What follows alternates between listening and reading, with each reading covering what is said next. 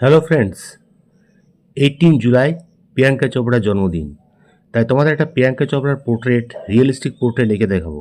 তার আগে খুব ইজিলি তোমাদের গ্রিড মেথড করে তোমাদের পোর্ট্রেটটা এঁকে দেখাচ্ছি। তার আগে তোমাদের বলে রাখি, তোমরা যারা চ্যানেলের নতুন স্টুডেন্ট আছো, চ্যানেলটা লাইক, কমেন্ট এবং সাবস্ক্রাইব করে দেবে। অ্যাট ফার্স্ট আমি ল্যাপটপে প্রিয়াঙ্কা চোপড়া একটা স্মাইলি ফেস আমি ডাউনলোড করে নিলাম। হ্যাঁ, আর একটা ড্রয়িং শিট, এই শিটটার মধ্যে আমি পুরো ড্রয়িংটা করে দেখাবো। এটা 300 জিএসএম সিট। অ্যাট ফার্স্ট আমি এটা গ্রিড মেথডে, আর্টিস্ট গ্রিড অ্যাপ দিয়ে এটাকে গ্রিড মেথডের মধ্যে ফেলে দিলাম। তোমরা এটা করবে, এটা মোবাইলে অ্যাপ দেখবে পেয়ে যাবে। আমি আগেও ক্লাসেও তোমাদের দেখিয়েছি, সেখান থেকে এই পেপারের মধ্যে করব। ওখানে যা যা ছক আছে আমার সেই ছকগুলো করতে হবে। উপরে যেমন এ থেকে এন পর্যন্ত লাইন, মানে 1 2 3 4 5 6 7 8 9 10 11 12 13 14। হ্যাঁ, 14টা উপরে ঘর আছে।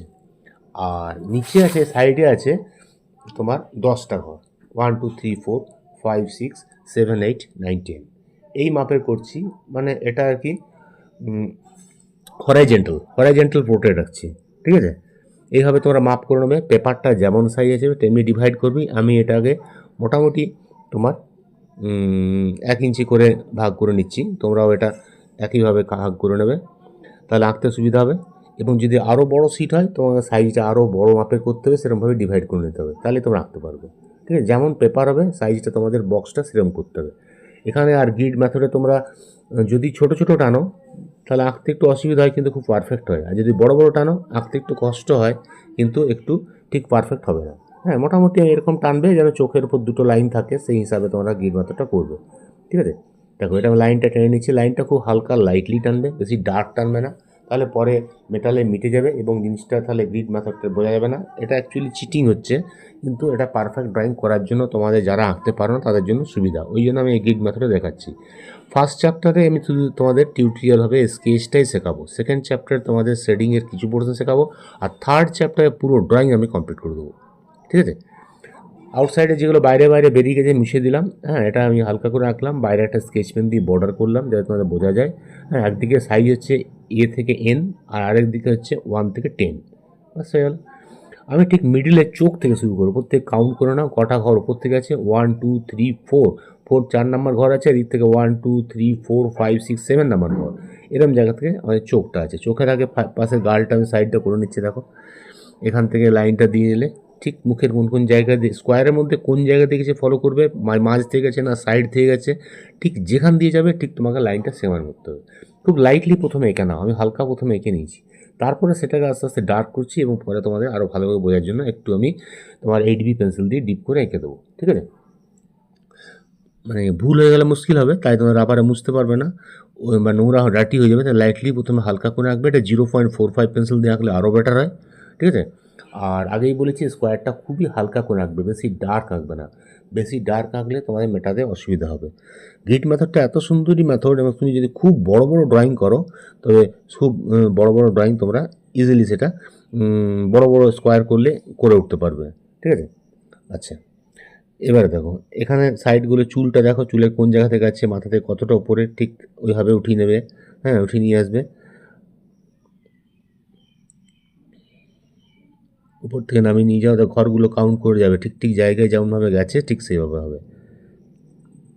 খুব একটা জিনিস করার পর সঙ্গে সঙ্গে এটাকে চেক করে নেবে ঠিক জায়গায় লাইনটা গেছে কিনা, কিন্তু পরে কিন্তু এদিক ওদিক হয়ে গেলে তোমাদের নাক বেঁকা বা মুখ ছোট বা হাত ছোট এভাবে একটা জিনিস হয়ে যাবে।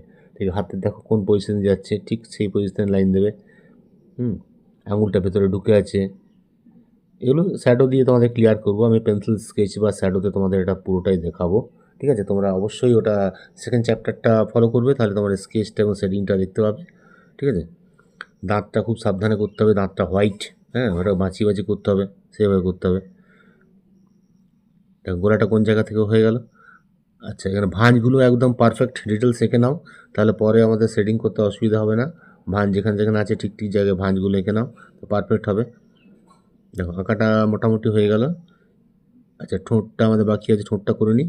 ঠোঁটটা দেখো, ঠোঁটটা আগে পয়েন্ট দিই নাও কোন জায়গাতে কোথায় আছে, এবং তোমার স্কোয়ার লাইনের কোন মানে কোন পজিশনে আছে, কি সাইজ আছে।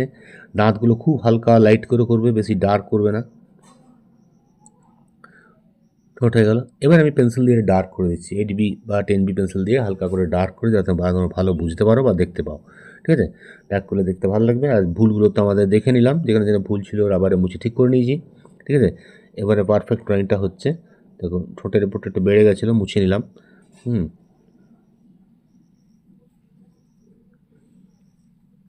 খুবই পারফেক্ট এবং সুন্দর ড্রয়িং, দেখো কত ইজিলি হবে। তোমরা আঁকার অবশ্যই চেষ্টা করবে, তো বেশি খবরটা লাগবে না, খুব বেশি লাগলে আধ ঘন্টার মধ্যে হয়ে যাবে ড্রয়িংটা। তোমার স্কেল দিয়ে টানতে যেটুকু সময় লাগে আঁকার জন্য টাইম বেশি লাগে না, কারণ ইন্ডিয়ার ম্যাপের মতো ঘর গুনে গুনে করলেই তোমরা এটা করতে পারবে। আগেও তোমাদের আমি এই মেথডে অনেক ড্রয়িং শিখিয়েছি, আশা করি অনেকে দেখেছো বা শিখতে পেরেছো। যারা পারোনি এটা দেখে করার চেষ্টা করো, এটা তোমরা খুব সুন্দরভাবে করতে পারবে।